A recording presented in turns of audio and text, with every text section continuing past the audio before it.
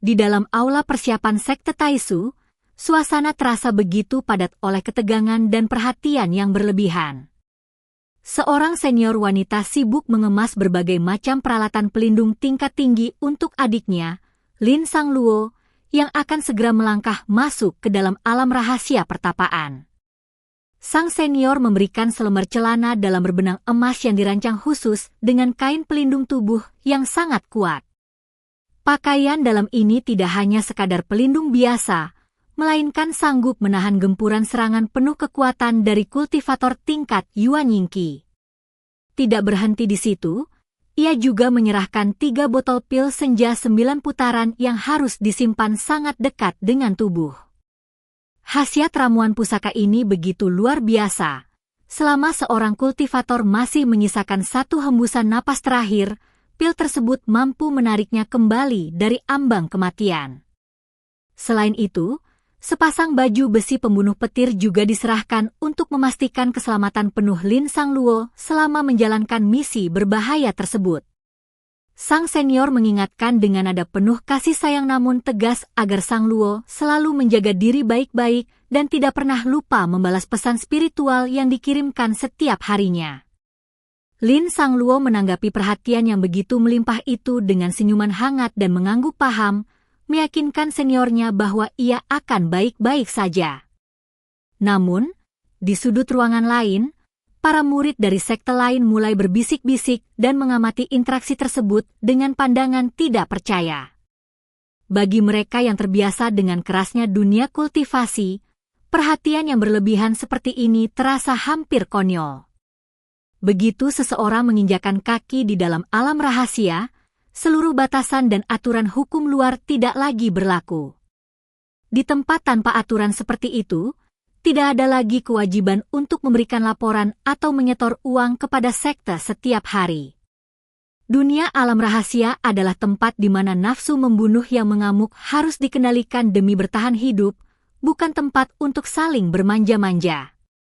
Tiba-tiba, seorang murid pria dari faksi lain mendatangi Lin Sangluo dan menanyakan siapa sosok pria tampan yang baru saja membantunya merapikan perlengkapan. Pria tersebut mempertanyakan mengapa Sangluo memberikan senyuman yang begitu manis kepada pria lain di depan umum. Sang senior yang melihat adiknya mulai didekati orang lain segera berbicara dengan nada yang sedikit dramatis.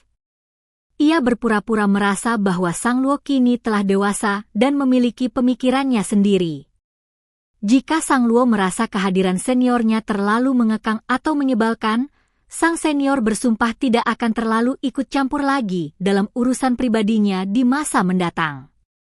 Bahkan dengan nada berguyon yang ekstrim, sang senior menyatakan bahwa jika Sangluo sampai mengabaikannya, ia lebih baik mengakhiri hidupnya sendiri saat itu juga. Melihat adegan penuh drama keluarga tersebut, seorang murid wanita dari sekte tetangga berbisik kepada kawannya. Ia mengamati bahwa pria tampan yang merupakan Kaisar Han Suzong, sosok kultivator yang terkenal sangat cantik, dingin, dan angkuh, tampaknya menyimpan perasaan suka yang sangat mendalam kepada Lin Sangluo. Namun, Sangluo dengan cepat membantah rumor liar tersebut dan meminta seniornya untuk tidak berbicara sembarangan. Sangluo menjelaskan bahwa senior lamanya justru lebih tahu mengenai fakta sebenarnya dibandingkan siapapun. Dulu, ketika Sangluo masih hidup di alam fana sebagai manusia biasa sebelum masuk ke dunia pertapaan, pria tersebut sebenarnya sudah memiliki seorang tunangan resmi. Penjelasan Sangluo justru makin membuat suasana menjadi gempar. Para murid di sekitarnya menatapnya dengan tatapan heran dan bingung. Mereka mempertanyakan bagaimana mungkin seorang kaisar sekte yang terpandang bisa menaruh hati pada Sangluo, padahal ia tahu betul bahwa Sangluo sudah memiliki ikatan pertunangan sejak kecil. Seseorang bahkan melempar celetukan provokatif, menuduh bahwa sang kaisar senior tidak ubahnya seperti seorang selingkuhan yang mencoba merusak ikatan hubungan orang lain. Sue Mingyang, yang berada di dekat mereka, hanya bisa menahan senyum dan dehaman gelinya, sementara seluruh murid di kelas itu makin bersemangat untuk mendengarkan klarifikasi dan sudut pandang dari ketua kelas mereka. Ketua kelas akhirnya mengangkat tangan dan meminta semua orang untuk tenang karena persiapan sudah hampir selesai. Di tengah keriuhan itu, seorang rekan penganut Taoisme mendekati Sang Luo dan memperingatkannya dengan nada serius bahwa tanda-tanda kematian tampaknya sedang mendekati beberapa dari mereka di dalam alam rahasia ini. Daripada meributkan urusan asmara, mereka seharusnya memfokuskan energi untuk mengumpulkan kecerdasan dan informasi taktis terlebih dahulu. Namun, percakapan kembali melenceng ketika kenangan masa lalu tentang bagaimana Sang Luo tumbuh besar mulai terungkap di hadapan publik. Sebenarnya, Lin Sang Luo dibesarkan sepenuhnya oleh kakak laki-lakinya sejak mereka masih sangat kecil. Tuannya yang lama adalah sosok kultivator eksentrik yang memiliki 3 kegemaran utama dalam hidupnya: meminum hamar keras, terlibat dalam perkelahian fisik, dan memungut anak-anak yatim piatu di sepanjang jalan. Sang master seringkali bepergian jauh untuk bertarung dan meninggalkan anak-anak angkatnya begitu saja di markas sekte dengan pesan sederhana agar mereka diberi makan setiap hari dan tidak dibiarkan mati begitu saja. Dalam lingkungan yang begitu keras dan tidak teratur, kakak laki-laki Sang Luo mengambil alih peran sebagai pengasuh, pelindung, dan pelatih bagi Sang Luo. Sang kakak sering membesarkan hati Sang Luo yang merasa dirinya tidak memiliki bakat alami dalam berkultivasi. Ketika orang lain mengejek Sang Luo sebagai murid yang lambat berkembang dan tidak berguna, sang kakak selalu berdiri di paling depan. Sang kakak berjanji bahwa ketika ia tumbuh dewasa nanti, ia akan menjadi pendekar pedang terkuat di seluruh dunia kultivasi, menghancurkan segala ancaman di bawah kakinya, dan menggunakan pedangnya khusus untuk melindungi Sang Luo. Pedang sang kakak akan selalu terhunus demi membela Sang Luo, tidak peduli seberapa biasa atau biasanya bakat yang dimiliki oleh adiknya itu. Para murid dari sekte Hi Huanzong yang terkenal sangat ahli dalam menganalisis hubungan asmara dan dinamika emosional memberikan penilaian profesional mereka. Mereka bersumpah demi reputasi sekte mereka bahwa sang kakak tidak sekadar menyayangi Sang Luo sebagai adik biasa.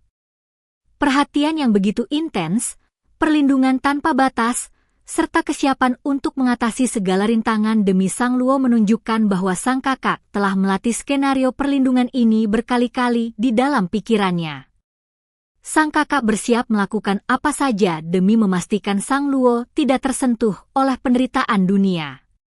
Namun Sang Luo menolak teori tersebut dengan tegas.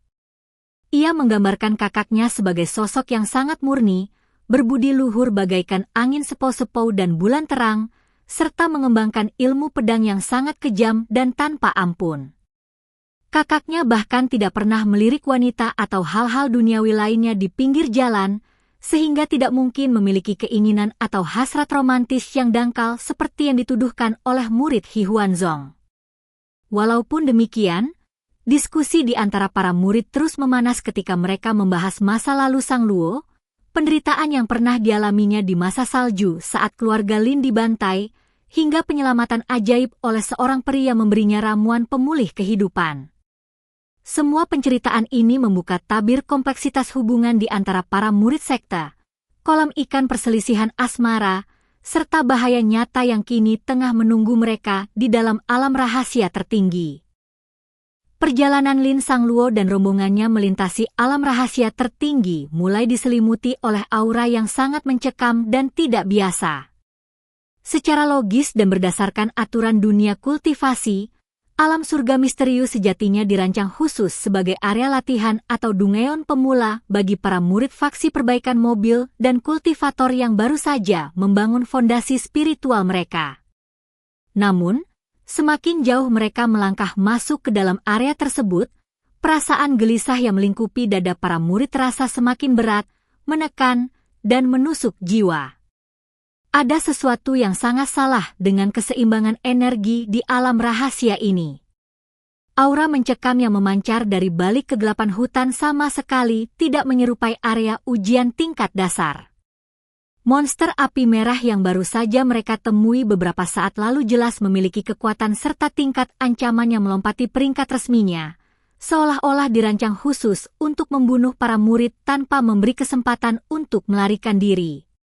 Meskipun ancaman bahaya terasa semakin nyata di depan mata, beberapa murid enggan untuk menyerah dan berbalik arah. Jika mereka memutuskan untuk mundur di tengah jalan dan kembali ke sekte dengan tangan kosong, senior wanita mereka pasti akan menggantung mereka di depan pintu gerbang dan mengetawakan kegagalan tersebut selama 3 hari 3 malam berturut-turut. Lin Sangluo meraba kantung menggembung yang diselipkan oleh kakak laki-lakinya diikat pinggangnya sebelum ia berangkat. Kantung penyimpanan dimensi tersebut dipenuhi oleh persediaan jimat pelindung, pil pemulih, serta amunisi sihir yang praktis membuat Sangluo seperti membawa sebuah gudang senjata bergerak. Dengan persiapan sesempurna itu, tidak ada hal yang perlu ditakutkan secara berlebihan. Lagi pula, kehadiran Sangluo di alam rahasia ini bukan sekadar untuk berlatih dan mengasah ilmu pedang, melainkan juga untuk membeli dan mengumpulkan lebih banyak sumber daya kelas atas bagi kebutuhan sektenya. Di tengah pertempuran menembus barisan monster, kakak senior yang menunjukkan ketangguhan yang sangat luar biasa. Pedang-pedangnya bergerak cepat bagaikan kilat, menumbangkan monster-monster gila yang mencoba mendekat tanpa membiarkan senjata musuh melukai kulitnya sedikitpun.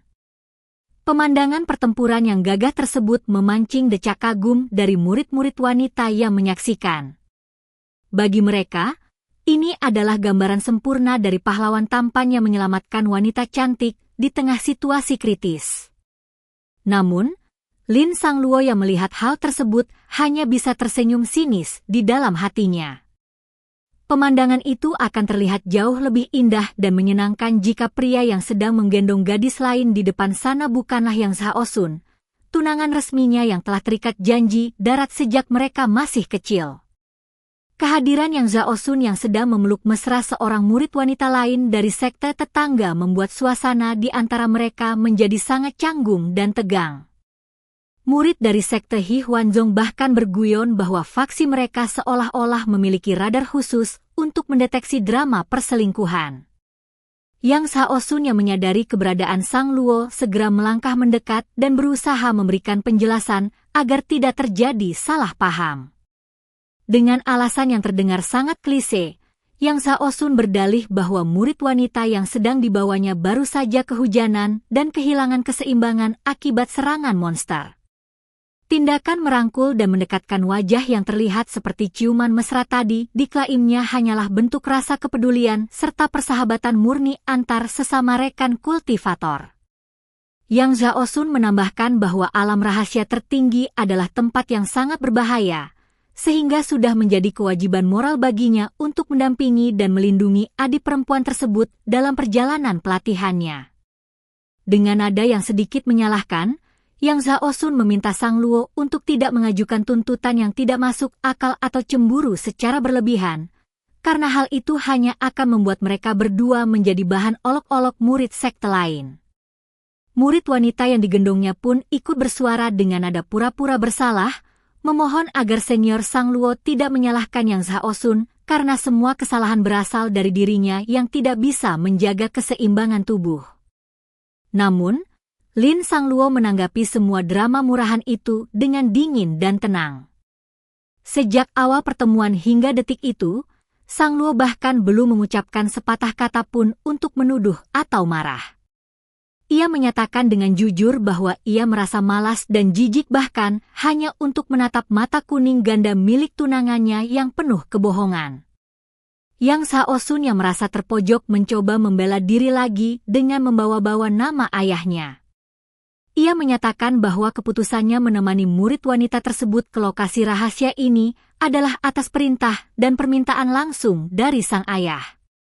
Ia meminta Sangluo untuk memiliki lebih banyak rasa percaya, terutama karena sebentar lagi mereka akan meresmikan pernikahan. Sangluo membalas perkataan itu dengan nada sindiran yang tajam. Ia menyatakan bahwa ia sangat memahami perasaan tuan muda yang terhadap gadis tersebut, ketakutan dan kekhawatiran seorang kakak laki-laki ketika adik perempuannya pergi keluar memang sangat wajar terjadi. Yang Zhao Sun yang mengira Sang Luo mulai melunak lantas mengajak Sang Luo untuk bergabung dengan kelompoknya agar mereka bisa saling menjaga satu sama lain. Namun, Sang Luo menolak tawaran tersebut secara mentah-mentah. Dengan mengutip ajaran dari senior wanitanya, Sang Luo menegaskan bahwa hanya kultivator tak berguna yang bahkan tidak bisa mengalahkan murid dengan peringkat selevel lah yang membutuhkan pendamping di alam rahasia tingkat pemula. Seseorang yang membutuhkan perlindungan ekstra di Dung Eon dasar hanyalah sebuah beban, dan sebaiknya orang seperti itu segera turun gunung untuk menikah saja daripada merepotkan orang lain. Pernyataan tajam Sang Luo tidak hanya membungkam Yang Zhao Sun, tetapi juga menelanjangi kepalsuan di antara mereka. Sang Luo menegaskan bahwa baginya dan senior wanitanya, seluruh kultivator di alam ini yang bersikap lemah dan penuh tipu daya hanyalah sampah yang tidak berguna. Ketika Yang Zhao Sun mempertanyakan mengapa Sang Luo bisa bersikap begitu kejam dan menjaga jarak, Sang Luo menjawab singkat bahwa itu terjadi karena Yang Zhao Sun telah memilih untuk menyimpan orang lain di sisinya. Murid He Huanzong yang menyaksikan perdebatan tersebut hanya bisa menikmati drama tahunan ini, meskipun ia merasa kecewa karena Sang Luo bersikap terlalu tenang dan tidak melakukan tindakan fisik yang meluapkan emosi. Tiba-tiba, bencana besar yang sesungguhnya melanda area alam rahasia. Akibat ulah ceroboh seorang murid yang menyentuh inti formasi di pintu masuk, tingkat bahaya alam rahasia tertinggi dinaikkan secara paksa ke pengaturan maksimum. Monster-monster tingkat lanjut yang memiliki kekuatan serangan mematikan muncul dari segala penjuru, menghancurkan barisan para murid pemula. Kereta raksasa monster menyerang dengan kecepatan tinggi, membuat situasi menjadi sangat kacau balau dan penuh jeritan histeris. Yang Zhao Sun yang sebelumnya bersikap sop pahlawan kini terdesak hebat dan mulai kehilangan kendali atas pertempuran. Di tengah kepanikan massal tersebut, kebusukan karakter Yang Zhao Sun semakin terungkap terang benderang. Ketika serangan mematikan dari pimpinan monster mengarah ke arah mereka, Yang Zhao Sun secara mengejutkan memilih untuk mengorbankan keamanan kelompok dan mendorong murid lain demi menyelamatkan dirinya sendiri dan gadis simpanannya. Sang Luo melihat dengan mata kepalanya sendiri bagaimana pria yang berstatus sebagai tunangannya itu meninggalkan tanggung jawab moralnya demi kepentingan pribadi. Di saat-saat kritis antara hidup dan mati, topeng kehormatan yang selama ini dipakai oleh faksi yang runtuh sepenuhnya memperlihatkan sifat asli mereka yang pengecut, egois, dan rela mengorbankan orang lain demi bertahan hidup. Setelah kekacauan melanda dan kebusukan Yang Zhao Sun serta sektenya terungkap sepenuhnya, pertempuran di alam rahasia tertinggi mulai mereda secara bertahap. Tim dari permata tersembunyi Guangxi yang telah berusia seabad segera mengambil alih kendali penuh atas harta benda serta aset yang ditinggalkan oleh keluarga Yang. Akibat dari kekalahan dan kehancuran moral tersebut, Yang Zhao Sun beserta gadis simpanannya, Li Yu, kini jatuh miskin dan berubah status menjadi paria yang diasingkan oleh seluruh komunitas pertapa. Hanya dalam waktu 3 hari penuh, situasi berbalik secara dramatis. Pria misterius yang merupakan kakak senior Sang Luo bergerak dengan kecepatan yang sangat menakutkan, secara seorang diri menaklukkan seluruh ke-33 kapal rahasia tingkat tinggi demi memastikan keamanan dan menegakkan keadilan bagi adiknya. Melihat langkah drastis yang diambil oleh kakak seniornya, beberapa murid lain merasa terkejut dan mempertanyakan apakah tindakan tersebut tidak terlalu berbahaya. Jika ia bertindak sedikit lebih lambat saja, risiko yang dihadapi oleh Sang Luo di dalam alam rahasia akan menjadi jauh lebih besar. Faksi-faksi dasar yang terlibat sebagian besar telah terpisah dari kelompok utama, namun aura yang dipancarkan oleh sang kakak senior terasa sangat tidak biasa dan penuh dengan dorongan emosional yang mendalam. Kehebatannya menembus tingkat ke-33 menandakan bahwa sosok master mistik terakhir akhirnya berhasil menemukan Sang Luo dan melindunginya dari kehancuran. Bagi orang luar, langkah-langkah yang diambil ini terasa sangat nekat, terutama karena aliansi abadi selama ini memperlakukan faksi mereka seperti pencuri, bahkan memasukkan aura kekuatan spiritual mereka ke dalam daftar hitam penghalang alam rahasia. Ketakutan dan kecurigaan aliansi abadi terhadap faksi kakak senior Sang Luo bukanlah tanpa alasan. 5 tahun yang lalu, dalam kompetisi sekte aliansi abadi, 2 jenius tak tertandingi diutus dan meninggalkan jejak kekelaman yang tak terhapuskan di seluruh dunia kultivasi. Bayangan psikologis atas kepunahan dan kehancuran yang mereka tinggalkan masih membekas kuat di sanubari para tetua sekte. Kakak senior Sang Luo dikenal sebagai sosok yang tidak peduli siapapun lawannya. Cukup dengan satu tebasan pedang, ia sanggup meruntuhkan pertahanan musuh terkuat sekalipun.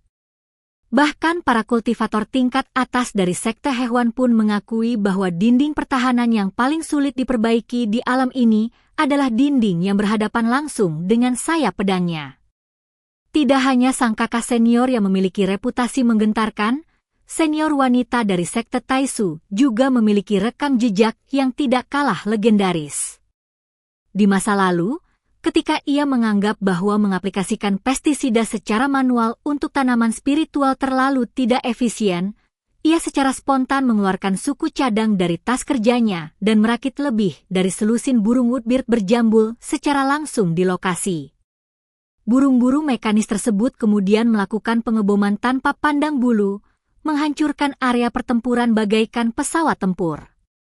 Akibat pertempuran dahsyat tersebut, sang senior wanita dijatuhi sanksi dilarang masuk secara permanen oleh aliansi abadi.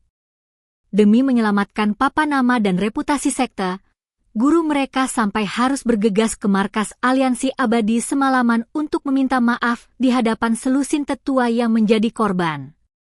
Setelah seluruh konflik pertempuran di alam rahasia mereda, malam hari pun tiba menyelimuti area perkemahan. Lin Sang Luo duduk di dekat api unggun sambil menikmati hidangan ayam pengemis yang lezat. Di sebelahnya, sang kakak senior duduk mendampinginya dengan tatapan yang sangat lembut. Sang kakak senior berguyon dan menanyakan apakah Sang Luo memperhatikannya dengan saksama, serta meminta adiknya untuk menilai apakah guru mereka masih memiliki pesona tertentu di usianya saat ini. Percakapan santai tersebut perlahan-lahan mencairkan suasana tegang yang telah berlangsung sepanjang hari. Namun, keesokan harinya, prosesi masuk sang kakak senior ke dalam kehidupan Sang Luo secara lebih dekat mulai memasuki babak baru. Pengejaran yang sangat ketat dan protektif kembali terjadi.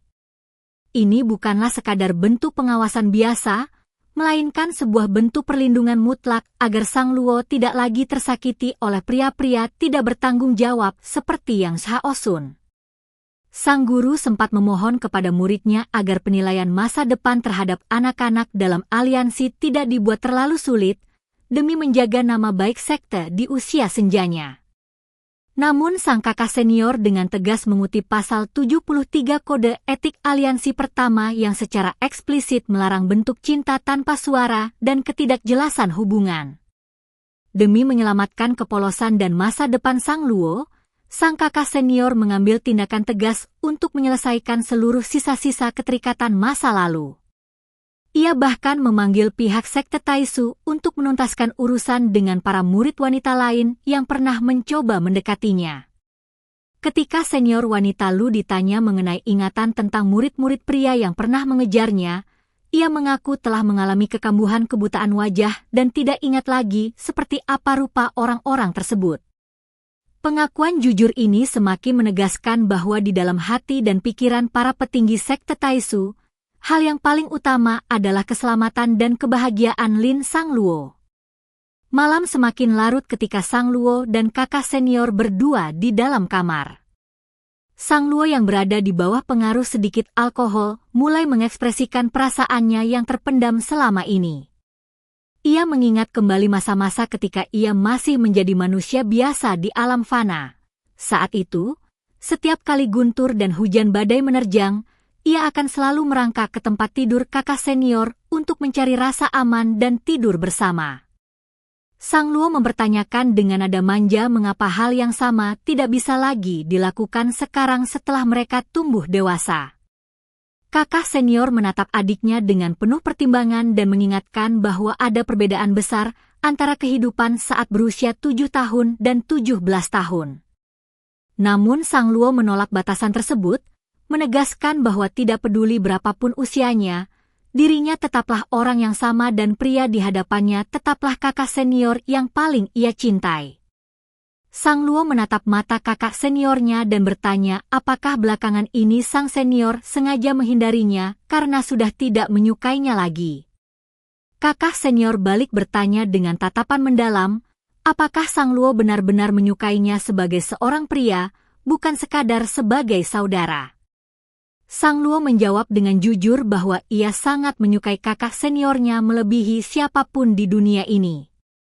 Walaupun ia juga menyukai gurunya, senior wanitanya, hingga anjing kuning besar yang menjaga gerbang bukit belakang, kasih sayangnya kepada kakak senior berada di tingkatan yang sangat khusus. Ketika ditanya skenario pengorbanan, siapa yang akan diselamatkan jika mereka semua jatuh ke sungai pelupakan, Sang Luo tanpa ragu sedikit pun menyatakan bahwa ia akan menyelamatkan kakak seniornya terlebih dahulu. Mengenai Yang Zhao Sun, Sang Luo menegaskan bahwa ia justru akan berdiri di tepi pantai dan menumbangkan kepala pria pengkhianat itu jika coba-coba memanjat keluar. Pernyataan ini membuktikan bahwa ikatan emosional di antara Sang Luo dan kakak seniornya telah melampaui segala bentuk ikatan persaudaraan biasa.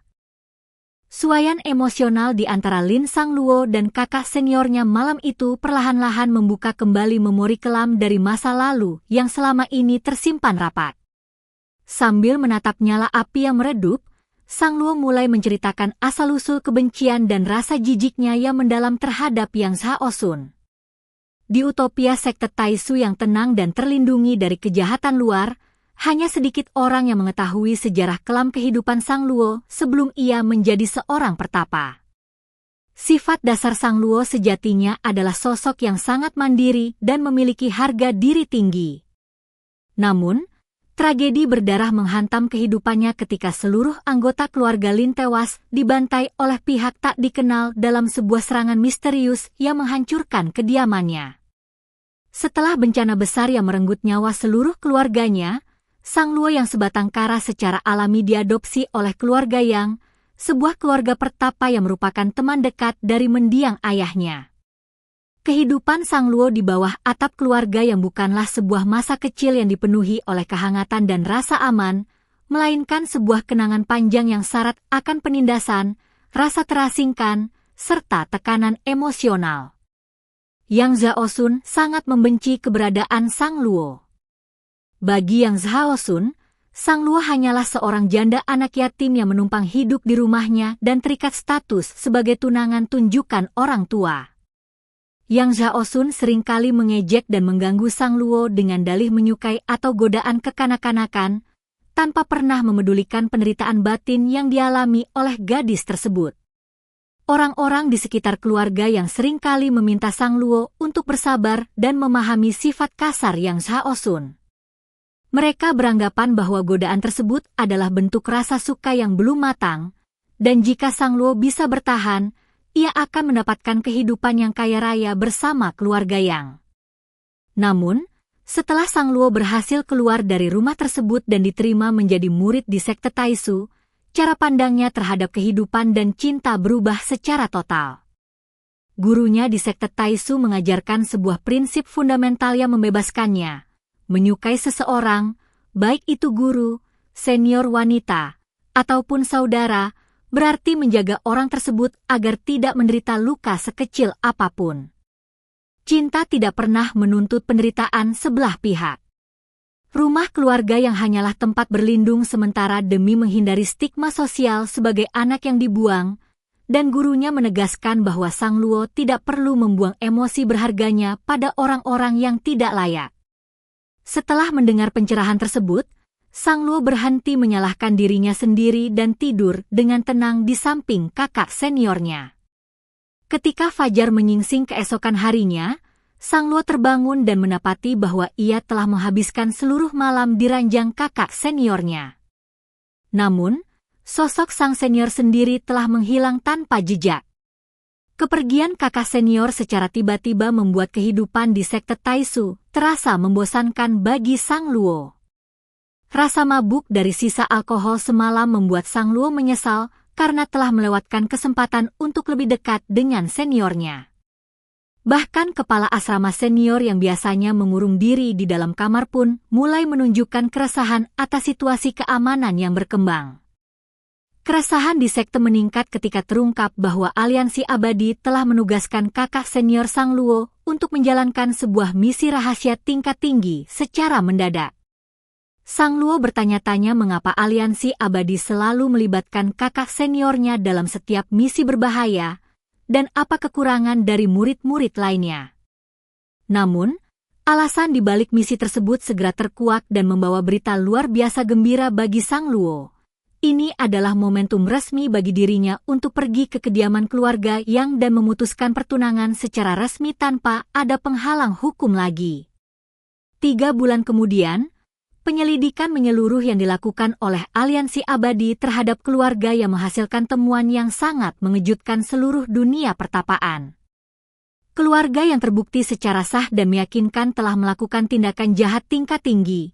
Mereka secara diam-diam menguras esensi dan darah dari binatang buas tingkat lanjut untuk memurnikan ilmu sihir hitam yang terlarang.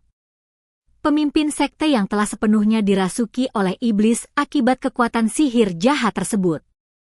Pertempuran sengit meletus antara pemimpin sekte yang gila dan pasukan penegak hukum Aliansi Abadi. Pada akhirnya, pemimpin sekte yang berhasil ditaklukkan dan ditarik keluar dari reruntuhan bangunan oleh tetua penegak hukum dalam keadaan berlumuran darah. Yang Shaosun yang mencoba membela tindakan ayahnya merespons keputusasaan tersebut dengan kemarahan yang membara. Ketika Sang Luo melangkah maju untuk membatalkan pertunangan mereka secara resmi, Yang Shaosun menuduh Sang Luo sebagai wanita kejam yang menendang orang lain saat sedang jatuh. Yang Shaosun beranggapan bahwa Sang Luo memandang rendah keluarga Yang hanya karena ayahnya diselidiki dan dihukum atas pelanggaran hukum.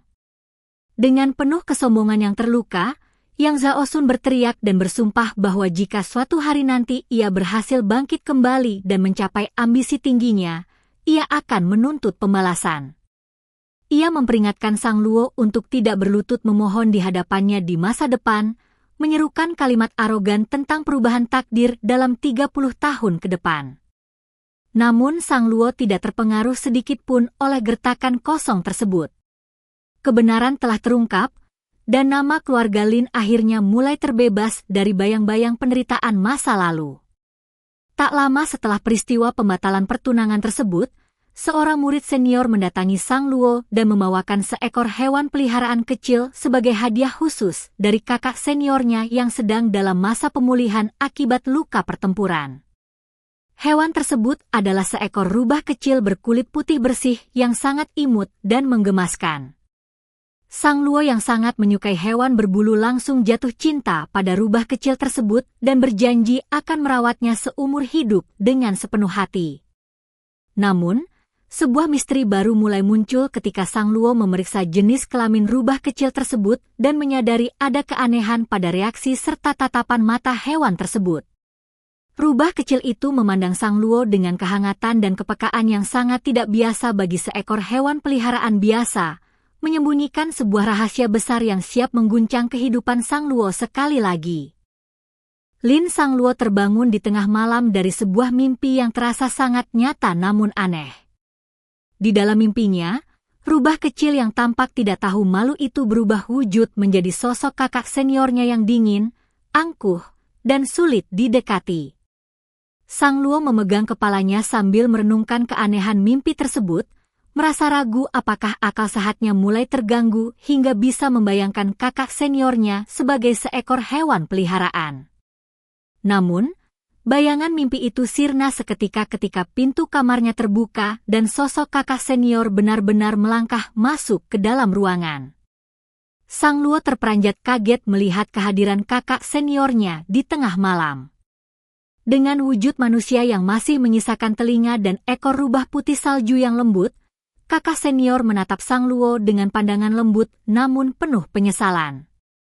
Ia meminta maaf jika penampilannya malam itu mengejutkan atau menakutkan bagi Sang Luo.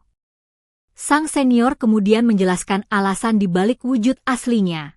Dalam pertempuran menumbangkan kediaman keluarga yang beberapa waktu lalu, sebagian besar dari basis kultivasi awalnya terganggu dan energi spiritualnya terkuras hebat. Kekuatan spiritualnya saat ini belum cukup stabil untuk menekan wujud asli iblisnya secara penuh, sehingga wujud rubah inilah satu-satunya cara baginya untuk mempertahankan bentuk fisik tanpa mengalami kebocoran energi. Sang Luo yang mendengar penjelasan tersebut mulai menghubungkan berbagai fakta yang selama ini tersembunyi. Ia menanyakan sejak kapan kakak senior mengetahui rahasia klan keluarga Yang, tentang praktik sihir hitam pemurnian darah serta keterlibatan mereka dalam tragedi pembantaian keluarga Lin puluhan tahun lalu. Kakak senior mengaku bahwa ia telah menemukan bukti-bukti kejahatan keluarga Yang sejak lama. Namun, ia sengaja memilih untuk merahasiakannya dan bertindak secara diam-diam karena khawatir jika ia berbicara tanpa bukti yang cukup kuat, ia tidak hanya gagal membalaskan dendam keluarga Lin, tetapi juga akan membuat Sang Luo jatuh ke dalam penderitaan dan kesedihan yang mendalam. Mengenai wujudnya sebagai iblis rubah, kakak senior mengungkapkan bahwa ia sejatinya lahir dari suku iblis yang sangat terpandang dan berkilau. Hampir seluruh petinggi dan murid di sekte Taisu sebenarnya sudah mengetahui identitas aslinya sejak awal. Hanya Sang Luo seorang yang selama ini tidak tahu apa-apa, dijadikan sosok paling dilindungi yang dijaga dari segala kerumitan dunia luar. Sang senior mengaku sangat takut jika Sang Luo mengetahui wujud aslinya, khawatir adiknya akan menganggapnya sebagai makhluk aneh dan menolaknya. Namun, kekhawatiran itu sirna ketika Sang Luo justru menunjukkan rasa kagum dan cinta yang semakin besar pada wujud rubah putih tersebut. Sang Luo dengan penuh semangat meminta izin untuk menyentuh telinga sensitif serta ekor putih salju milik seniornya. Interaksi yang manis dan penuh kehangatan itu berkembang menjadi momen yang semakin intim di antara mereka berdua. Kakak senior yang terbiasa bersikap dingin di depan umum membiarkan Sang Luo memanjakannya, meskipun sentuhan pada telinga iblisnya membuat tubuhnya merinding sensitif. Sang Luo berguyon bahwa sosok pendekar pedang yang angkuh kini telah berubah menjadi sesosok iblis rubah yang manja dan tidak bisa menolak permintaan adiknya. Kebetulan yang terjadi di antara mereka membuktikan bahwa takdir telah mengikat mereka jauh lebih kuat dari apa yang bisa dibayangkan oleh aliansi abadi. Keesokan harinya, kebenaran tentang pemalasan dendam keluarga Lin diserahkan secara utuh kepada Sang Luo.